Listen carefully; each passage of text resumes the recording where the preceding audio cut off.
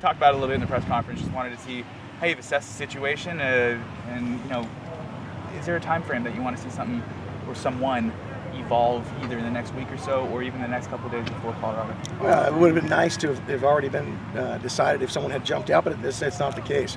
We've got two solid running backs in Juice and in Martez. I think they've both done some good things, but neither have gone ahead and run away from the other. So we still have good competition. We like where we're at in that position. We've got to shore some things up front, and maybe it'll make it a little bit clearer for those guys. My other question is about Colorado's quarterback, Wood. You had some very nice things to say about him in the press conference. Red waivers only know last year got picked off a few times.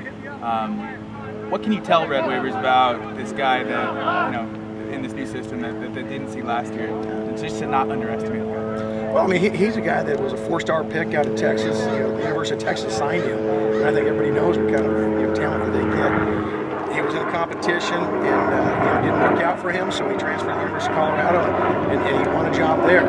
He seems much more comfortable in this system now. He's got a great arm strength, and he's got really some weapons that he didn't have last year in 8 or 6. Losing my mind, sorry about that. But he's a guy that I think it just feels more comfortable. As you watch him play, he's got the arm strength, and he's just so much more poised this year. Talk about your secondary and how they really have to step it up. Oh, absolutely. A week ago in the first half, I think we did some good things, but in the second half, our twos came in and didn't. But we've got a lot of proof from that first game. We have improved. I know it's been a big point of emphasis with Coach Brown and Coach Peterson, and we've got a challenge this week.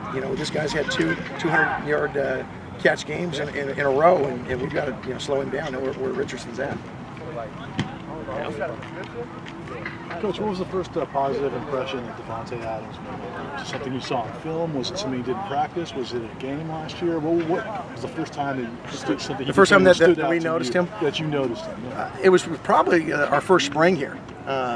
He was a guy that physically stood out from the rest of the guys. He played with a lot of confidence. For a guy that didn't play as a freshman, he redshirted.